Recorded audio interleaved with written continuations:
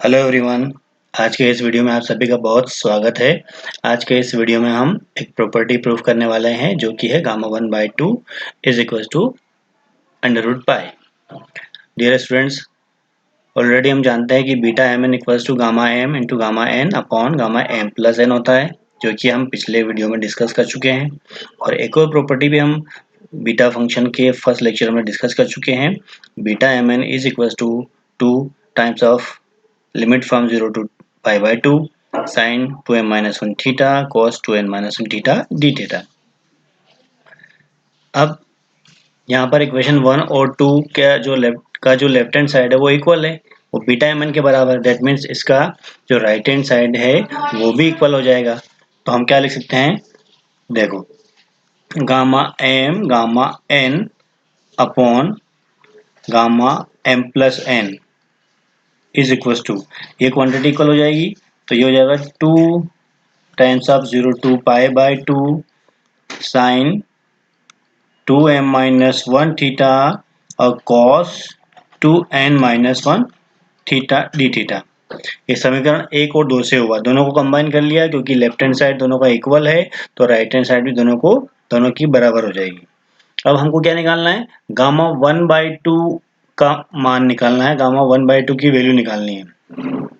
तो हम एक काम करेंगे, यहाँ पर हम क्या करेंगे, इस इक्वेशन में इसको इक्वेशन 3 नाम दे सकते हो आप। इसमें m और n दोनों का जो वैल्यू है हम 1/2 पुट करेंगे।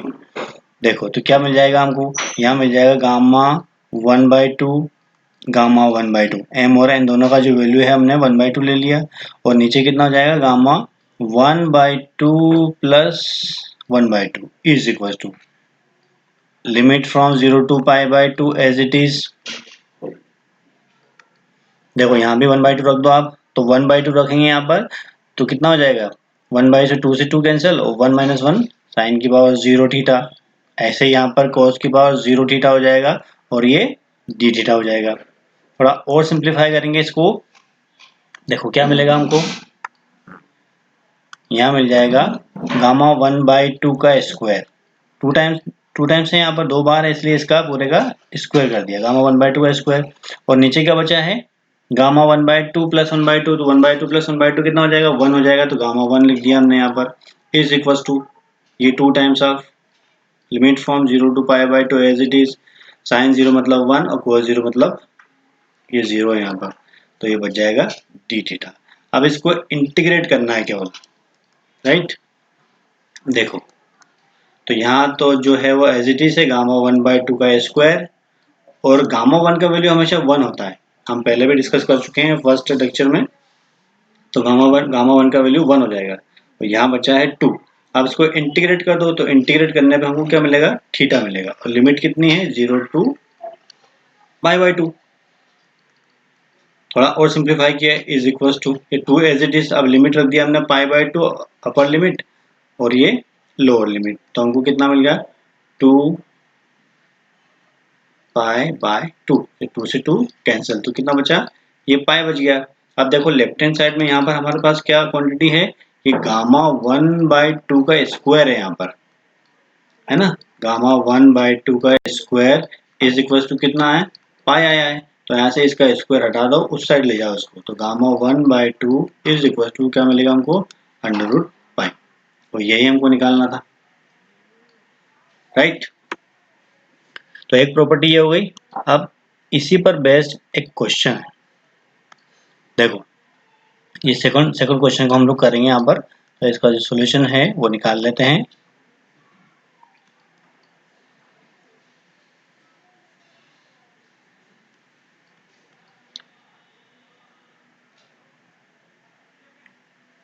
देखो ये क्वेश्चन गामा फंक्शन पर बेस्ड है क्योंकि इसका जो इंटीग्रेशन है, इसकी जो लिमिट है वो 0 से इन्फिनिटी है। हम ऑलरेडी जानते हैं कि gamma n is equal to कितना होता है, देखो limit from 0 to infinity e raise to minus X और x to the power n minus 1 dx। ठीक है, ये हम ऑलरेडी जानते हैं, गामा फंक्शन की डेफिनेशन है। अब यहाँ पे देखो सब कुछ लिमिट तो वैसा ही है, 0 टू इन्फिनिटी, dx भी है, लेकिन यहाँ पर एक तो x की पावर n माइनस 1 नहीं है, और यहाँ पर e की पावर में एक वेरिएबल होता है सिंपल, लेकिन यहाँ पर एक्स स्क्वायर दिया हुआ है। तो मैं पहले भी आपको पिछले लेक्चर्स में बता चुका हूँ, जब भी ऐसा कुछ फंक्शन ओड आ जाए तो उसको पूरा नए वेरिएबल के इक्वेट कर दो। तो यहाँ पे हम क्या करेंगे, X square is equal to नया वैल्यू ले लिया हमने y, नया वेरिएबल ले लिया। ठीक, इसको थोड़ा सिंप्लीफाई करेंगे हम लोग, डिफरेंशिएशन करेंगे, कितना आ जाएगा 2x dx is equal to कितना हो जाएगा dy हो जाएगा। और यहीं से अगर dx का वैल्यू फाइंड आउट करें हम लोग तो dx इक्वल टू कितना आएगा dy अपॉन 2x, ये आएगा। और यहाँ से देखो x का वैल्यू अगर हम लोग निकालें तो कितना आएगा, ये हो जाएगा अंडर रूट वाई, क्योंकि स्क्वायर को इधर ले जाएंगे तो ये 1/2 पावर हो जाएगी, मतलब अंडर रूट वाई हो जाएगा। और सिंप्लीफाई करें तो डी वाई अपॉन में कितना हो जाएगा 2 अंडर रूट वाई, क्योंकि हमने जो सब्स्टिट्यूशन किया है यहाँ पर x टू y किया है, x को y में चेंज कर रहे हैं, तो पूरा जो dx है वो भी y में आना चाहिए, इसलिए हमने x का वैल्यू यहाँ पर सब्स्टिट्यूट किया है, तो ये पूरा y में चेंज हो गया। ठीक है, अब क्या चेंज करना है, अब केवल लिमिट चेंज करना है। ठीक है, देखो लिमिट हमारे पास कौन कौन सी है, लिमिट 0 से इन्फिनिटी है। जब x का वैल्यू हमारे पास 0 है, लिमिट ये यहाँ पे 0 रख दो आप इसमें, तो इस केस में भी y इक्वल टू कितना आएगा 0 ही आएगा। और जब x का जो लिमिट है वो इन्फिनिटी अगर है तो y का जो लिमिट है वो कितना आएगा इन्फिनिटी आएगा। दैट मीन्स हमारा जो लिमिट है उसमें कोई चेंजेस नहीं आया। ठीक है, अब देखो जो हमारा मेन इंटीग्रेशन वो कैसा हो जाएगा, अब देखना ध्यान से। अब 0 to infinity e to the power minus X square D X, ये हमको निकालना है, इसका वैल्यू फाइंड आउट करना है। चलो जो सब्स्टिट्यूशन किया है हमने वो एक बार यहाँ सब्स्टिट्यूट कर देते हैं। तो ये 0 टू इन्फिनिटी लिमिट में कोई चेंजेस नहीं हुआ है, लिमिट 0 से इन्फिनिटी ही हमको मिली है। ठीक है, e to the power minus X square, और x की जगह हमने क्या लिया है y लिया है। ठीक है, और dx का वैल्यू हमने क्या निकाला है dy upon 2 under root Y, right. अब इसको केवल अरेंज करना है हमको। देखो यहाँ पर limit from 0 to infinity as it is, ये 2 को मैंने बाहर निकाल लिया, राइट। e की power minus Y as it is, और ये y अंडर रूट की जो पावर है इसको आप यहाँ ले आओ, ऊपर आ गया तो -1 हो जाएगा, और dy पहले से हमारे पास है। ठीक है, थोड़ा और सिंप्लीफाई करेंगे, 1/2 तो एज इट इज है, limit 0 to infinity as it is है, e की power minus Y as it is है। अब ये अंडर रूट का मतलब क्या होता है 1/2 होता है, तो यहाँ पर कितना हो गया ये -1/2, और ये हो गया dy। थोड़ा और सिंप्लीफाई करेंगे इसको। ठीक है, तो ये हो जाएगा 1/2 limit from 0 to infinity e की पावर माइनस वाई। अब देखो हम ऑलरेडी गामा फंक्शन की डेफिनेशन जानते हैं, क्या होती है गामा फंक्शन की डेफिनेशन होती है gamma n is equal to limit from 0 to infinity e to the power minus X और x to the power n-1 dx।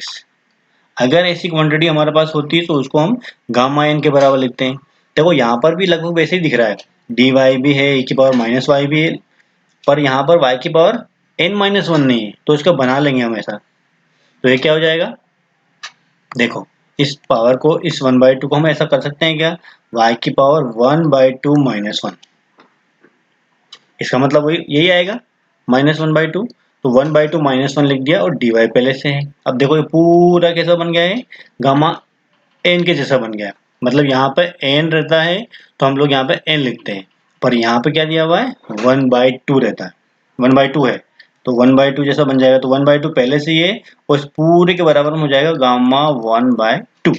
इससे इसको कंपेयर किया हमने, तो ये गामा 1/2 मिल जाएगा। और अभी हमने जस्ट इसके पहले एक प्रॉपर्टी को डिस्कस किया है, वो किसको किया है 1/2 तो एज इट इज है यहाँ पर, और गामा 1/2 का मान कितना होता है √π। तो हमको जो हमारा रिलेशन जो चाहिए था वो मिल चुका है, इसीलिए लास्ट में हम लिख देंगे hence limit from 0 to infinity e की power minus X square dx is equal to √π/2। ये हमारा रिलेशन हमको मिल गया है, राइट।